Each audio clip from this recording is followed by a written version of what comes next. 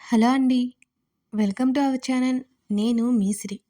ఈరోజు మనం చెప్పుకోబోయే కథ 'ధరణి కళ్యాణం' పార్ట్ 37. ఇక కథలోకి వెళ్ళిపోదాం. ధరణి, స్ట్రాంగ్‌గా ఒక కాఫీ కప్ పట్టుకురా అని చెప్పి ల్యాప్‌టాప్ ఓపెన్ చేసి ముందు కూర్చున్నాడు గగన్. హమ్మయ్య! అని గగన్‌కి తన మీద కోపం లేదని ఊపిరి పీల్చుకుంది ధరణి. గగన్ కోసం కాఫీ కలిపింది. అమ్మాయి ధరణి అని కాంతం బామ్మ పిలుపు విని, కాఫీ కావాలా బామ్మగారు అని అడిగింది. నాకు కాఫీ ఇచ్చేవాళ్ళు బోల్డంతమందున్నారు కానీ నువ్వెళ్ళి మీ ఆయనకి కాఫీ ఇచ్చిరా, నీతో మాట్లాడాలి అని చెప్పింది కాంతం బామ్మ. అలాగే అని తల ఊపి గగన్ దగ్గరికి బయలుదేరింది ధరణి. గగన్కి కాఫీ ఇచ్చింది. కూర్చో అన్నాడు కనీసం ధరణిని చూడకుండా. సైలెంట్గా కూర్చుంది. జాబ్ చేయడం ఇంట్రెస్ట్ ఉందా నీకు అని అడిగాడు. ఏం చెప్పాలో తెలియలేదు ధరణికి. అవును కాదన్నట్టు అడ్డంగా తల ఊపింది ధరణి. నోరు లేదా అంటూ ఆమె వైపు తల తిప్పి చూశాడు. అంటే అది అది అంటూ నసిగింది. గగన్ సడన్గా అలా అడిగేసరికి నిజంగానే మాటలు రాలేదు ధరణికి. చిరాకు తెప్పించుకో ధరణి, చెప్పు నీకు ఇంట్రెస్ట్ ఉందా లేదా అని అడిగాడు గగన్. తల నిలువుగా ఊపింది ధరణి. ఓకే గుడ్, రేపు నువ్వు నాతో పాటు ఆఫీస్కి వస్తున్నావు అని చెప్పి ల్యాప్టాప్లో తలదొచ్చాడు గగన్. నన్ను బామ్మ పిలుస్తుంది, వెళ్ళనా మరి అని గగన్ని చూస్తూ అడిగింది ధరణి. యాహ్, క్యారీ ఆన్ అని చెప్పాడతను. అతను ఎప్పుడు ఎలా ఉంటాడో ఆమెకి ఇప్పటికీ అర్థం కావడం లేదు. సరే అని చెప్పి కాంతం బామ్మ దగ్గరికి వెళ్ళింది ధరణి.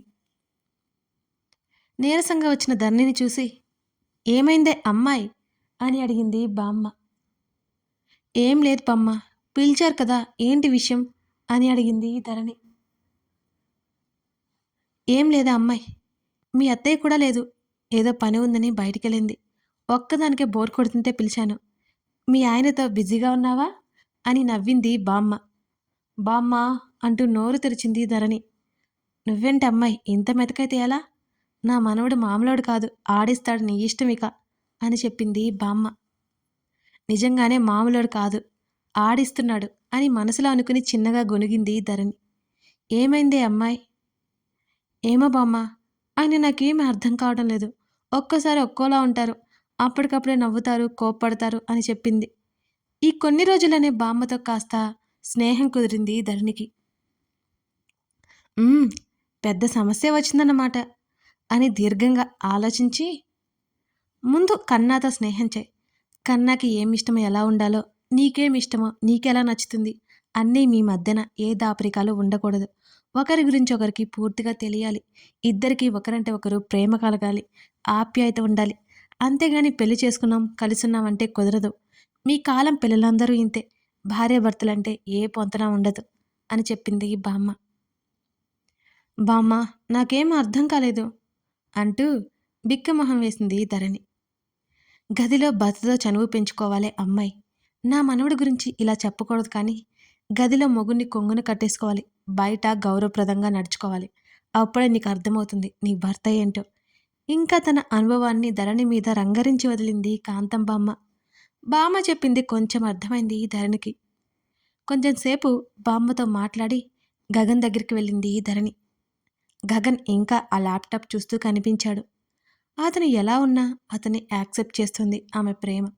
తనలో రేగుతున్న అనుమానాలన్నీ ఒక కొలిక్కి వస్తే ఇంకా బాగుంటుందని ఆమె ఆలోచన. గడ్డం కింద చేతులు పెట్టుకొని గగన్ని చూస్తోంది ధరణి. కాసేపటికి ఒళ్ళు విరుచుకుంటూ తల తిప్పి చూశాడు గగన్. తననే చూస్తున్నా కనిపించడంతో ధరణి అతని పెదవుల మీద కనిపించని నవ్వొకటి మెరిసింది. ల్యాప్టాప్ షట్ డౌన్ చేసి ధరణి వైపు అడుగులు వేశాడు గగన్. ఇంటికొచ్చిన దగ్గర నుంచి సూర్య ధాత్రిని అనుమానంగా చూడ్డ ధాత్రికి అర్థమైంది. తన సూర్య దగ్గర విషయం ఎంతకాలం దాచలేదని తనకి తెలుసు. ఇవాళ సూర్యకి తన ప్రేమ విషయం చెప్పేయాలి అనుకుంది ధాత్రి. ధాత్రి ఆ రోజు ఇంటికొచ్చిన దగ్గర నుంచి సూర్య రోజు రాత్రిపూట టెర్రస్ మీదకి వెళ్ళడం గమనించింది. డిన్నర్ అయ్యాక సూర్య వెనకాల తను వెళ్ళాలని నిశ్చయించుకుంది. ఎంతకీ సూర్య డిన్నర్ చేయడానికి రాలేదు. కళ్యాణి బలవంతంతో సూర్య కోసం తన గది దగ్గరికి వెళ్ళింది ధాత్రి. గదిలో లేడు సూర్య. టెర్రస్ మీద ఉన్నాడేమోనని వెనక్కి తిరిగేలోపు బాత్రూంలో నీళ్ల సౌండ్ వినిపించింది.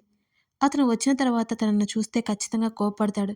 కానీ ఆ మాత్రం చనువ తీసుకోకపోతే సూర్య ఎప్పటికీ మారడు. సూర్య బాధపడుతుంటే తను చూడలేదు. సూర్య రూమ్ లాక్ వేసింది. అది రాకుండా కిటికీల నుంచి బయటకు విసిరేసింది కీని ధాత్రి. సూర్య బెడ్ మీద కూర్చుంది. అతని కోసం ఎదురు చూసింది ధాత్రి. Bathroom doors చప్పుడైంది. కంగారుగా లేచి నిలబడింది ధాత్రి. దిగులుగా ఉన్న జాహ్నవిని చూసి అనుమానం వచ్చింది సుజితకి. దేవ్కి కాల్ చేసింది. ఇద్దరు గొడవ పడ్డారేమోనన్న అనుమానంతో. హలో ఆంటీ చెప్పండి అని అన్నాడు దేవ్. దేవ్ అది ఎలా అడగాలో అర్థం కాలేదు ఆమెకి. పర్వాలేదు చెప్పండి ఆంటీ అన్నాడతను. ఆవిడ దేనికో సంశయిస్తున్నట్టు అర్థమైంది అతనికి. అది దేవ్ ఇలా అడగొచ్చో లేదో తెలియదు. జానుకి నీకేమైనా ప్రాబ్లం వచ్చిందా? జాను చాలా దిగులుగా కనబడుతోంది అని ఆవిడ అనగానే గట్టిగా కళ్ళు మూసుకున్నాడు అసహనంగా దేవ్. దేవ్ ఉన్నావా? హా ఆంటీ అన్నాడు. ఇద్దరి మధ్య వచ్చిన ప్రాబ్లమని ఆవిడకి అర్థమైంది. ఆంటీ చెప్పు దేవ్. నేను జానుని ఒక గంట బయటకు తీసుకెళ్ళనా అని అడిగాడు. అప్పటికే చీకటి పడింది. మళ్ళీ దింపేస్తాను అన్నాడు వెంటనే. 2 క్షణాల తర్వాత అలాగే దేవ్ అని అంది సుజిత. జానుకి చెప్పండి ఆంటీ నేను పిక్ చేసుకుంటాను అని కాల్ కట్ చేశాడు దేవ్. జాను గదిలో కూర్చుని శూన్యంలోకి చూస్తున్న కూతుర్ని చూడగానే సుజిత మనసు చివుక్కుమంది. చెప్పు సుజీ అని అంది జాహ్నవి. దేవ్ వస్తున్నాడట, ఫ్రెష్ అవ్వు, బయటికి తీసుకెళ్తాను అన్నాడు అని అన్నది సుజిత. దేవ్ వస్తున్నాడా? అప్పటి వరకు నీరసంగా ఉన్న జాహ్నవి ముఖం బ్రైట్గా మారడం గమనించింది సుజిత. అవును అంటూ కూతురి తల నిమిరింది. నేను రెడీ అవుతా అంటూ చెంగున మంచం మీద నుంచి కిందకి దూకింది ఫ్రెష్ అవడానికి వెళ్తున్న కూతుర్ని చూస్తూ ఆలోచనలో ఉండిపోయింది సుజిత.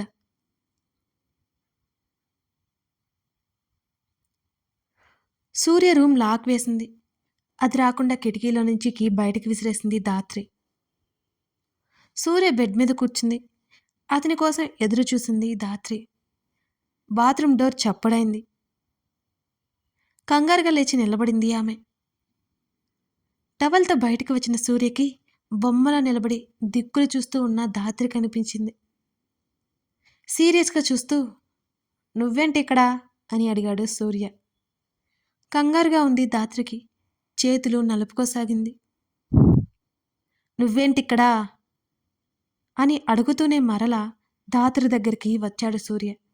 మిమ్మల్ని ఆంటీ డిన్నర్కి రమ్మని చెప్పింది. మీకోసం వచ్చాను. మీరు లేరు. నేను వెళ్ళిపోదామంటే డోర్ అని ఆగింది. డోర్ అన్నాడు. లాక్ పడిపోయింది అని కంగారుగా చెప్పింది. లాక్ పడిపోవడం ఏమిటి? అక్కడ టేబుల్ పైన కీ ఉంటుంది చూడు అని అన్నాడు సూర్య. అక్కడికి వెళ్ళి చూసి లేదు అని చెప్పింది ధాత్రి. నా రూమ్కి అక్కడే ఉండాలి, తప్పుకో అంటూ ధాత్రిని పక్కకు లాగి చూశాడు. కీ కనబడలేదు సూర్యకి. తన గది మొత్తం వెతికాడు. కీ కనబడకపోవడంతో విసుగు వచ్చింది అతనికి. డోర్ ఓపెన్ చేయడానికి ట్రై చేశాడు, కానీ లాక్ ఓపెన్ అవ్వలేదు. ధాత్రిని కోపంగా చూశాడు. చేతులు నలుపుకుంటూ తలదించుకుంది. తన ఫోన్ తీశాడు. కళ్యాణికి కాల్ చేశాడు సూర్య. నాన్నా చెప్పు అంది కళ్యాణి.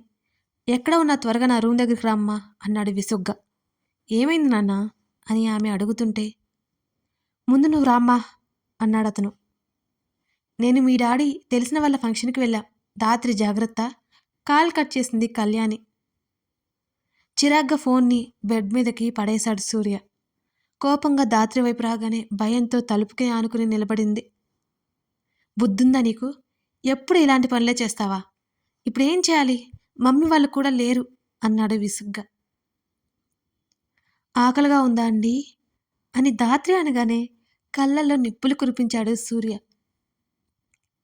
కుక్కపిల్లలా సైలెంట్గా తలదించుకుంది ధాత్రి. రామ్లం ఉంది కదా అంటూ గట్టిగా తలుపు కొడుతూ అరిచాడు సూర్య. ఎంతసేపటికి కూడా రియాక్షన్ లేదు. షట్ అన్నాడు డోర్ని కొట్టేస్తూ. రామ్లమ్మ వెళ్ళిపోయి ఉంటుందండి. ఆ విషయం ముందే తెలిసినా మెల్లిగా నోరు మెదిపింది ధాత్రి. నువ్వు మాట్లాడితే ఏం చేస్తానో నాకే తెలీదు అన్నాడు సూటిగా ధాత్రిని చూస్తూ. నోటి మీద 2 చేతులు అడ్డుపెట్టుకుని మాట్లాడను అన్నట్టుగా తల ఊపింది. సూర్య రూమ్ బాల్కనీలోకి వెళ్ళి వాచ్మెన్ని కేక వేశాడు. వాచ్మెన్ పరిగెత్తుకుంటూ గార్డెన్లోకి వచ్చి సూర్య రూమ్కి ఎదురుగా నిలబడ్డాడు. రాములమ్మ వెళ్ళిపోయిందా అని అరిచాడు సూర్య పైనుంచి. వెళ్ళిపోయింది సార్ అని అన్నాడు కింద నుంచి వాచ్మెన్. నువ్వు పైకొచ్చి నా రూమ్ డోర్ ఓపెన్ చేయి, హాల్లో నా రూమ్ కీస్ ఉంటాయి చూడు అని అన్నాడు. అలాగేనని తల ఊపాడు వాచ్మెన్. సూర్య మాటలు విని వాచ్మెన్కి కీస్ దొరకకూడదని కోరుకుంటోంది ధాత్రి. సూర్య రూమ్ ముందు నిలబడి పిలిచాడు వాచ్మెన్. సార్ సార్ అంటుంటే చెప్పు అన్నాడు విసుగ్గా. తాళాలు లేవండి, అమ్మగారు వాళ్ళు బయటికెళ్ళారు కదండి, తీసుకెళ్ళుంటారు సార్ అని అన్నాడు అతను. ఛహ్ తల పట్టుకున్నాడు సూర్య. ధాత్రి ఏదో మాట్లాడబోతుందని గ్రహించి ధాత్రి నోరు మూసేశాడు సూర్య. అంటూ గింజుకుంది. సైలెంట్గా ఉండు, లేకపోతే బాగోదు. నువ్విక్కడే ఉంటే ఏమనుకుంటారు? ఆ మాత్రం సెన్స్ లేదా? అరిచావో నాలుక కోసేస్తా, జాగ్రత్త అంటూ మెల్లిగా వదిలాడు సూర్య. ఆకలి అని చిన్నగా చెప్పింది ధాత్రి. ధాత్రిని విసుగ్గా చూసి ఫుడ్ గురించి మాట్లాడాడు సూర్య. కాసేపటికి ఒళ్ళు విరుచుకుంటూ తల తిప్పి చూశాడు గగన్. తననే చూస్తూ కనిపించడంతో అతని పెదవుల మీద కనిపించిన నవ్వొకటి మెరిసింది. ల్యాప్టాప్ షట్ డౌన్ చేసి ధరణి వైపు అడుగులు వేశాడు గగన్. ఆమె పక్కన బెడ్ మీద పడిపోయాడు అతను. ఉలిక్కిపడి సర్దుకుంది ధరణి. వాట్ ఆర్ యూ థింకింగ్ అని కళ్ళు ఎగరేశాడు. తల అడ్డంగా ఊపింది. అమాయకంగా కనిపించింది ఆమె ముఖం ఆ క్షణం. ఆమె చేతిని తీసుకుని ముద్దు పెట్టుకున్నాడు. గగన్నే చూసింది ధరణి. ఆమెని మీదకి లాక్కున్నాడు. ఆఫీస్కి రావడం ఇష్టం లేదా? ఫోర్స్ ఏం లేదు అన్నాడు ఆమె ముఖం మీద చేతి వేళ్లతో రాస్తూ. ధరణి కళ్ళు మూసుకుంది. భోజనానికి టైం అయింది అని అంది ఆమె. కళ్ళు చిట్లించి చిరాగ్గా చూశాడు అతను. కళ్ళు తెరిచి చూసిన ధరణికి సీరియస్గా చూసిన గగన్ని చూసి, అత్తయ్య గారు మావయ్య గారు తెలిసిన వాళ్ళ ఫంక్షన్కి వెళ్ళారండి. బామ్మ ఒక్కటి తినాలి అంటే బామ్మకి బోరు కొడుతుంది, అందుకే మనం వెళ్తే బాగుంటుంది అని చిన్నగా చెప్పింది అతని చూపులకి భయపడిపోతూ. ఈసారికి వదిలేస్తున్నా, ఇంకోసారి నా మూడ్ స్పాయిల్ చేస్తే నువ్వేం చెప్పినా వినను, ఇంకో యాంగిల్ చూస్తావు నాలో అని అతను అనగానే అటు ఇటు ఎటు పడితే అటు తలని తిప్పింది ధరణి. ఆమెను పక్కకు జరిపి హాల్లోకి వెళ్ళాడు గగన్. అప్పటి వరకు సీరియస్గా ఉండి బామ్మతో కబుర్లు చెప్పుకుంటున్న గగన్ని చూస్తూ ఆశ్చర్యపోయింది ధరణి. బామ్మ భోజనానికి రండి అని చెప్పింది గుర్రుగా అతన్నే చూస్తూ. ఏమాత్రం పట్టించుకోలేదు గగన్.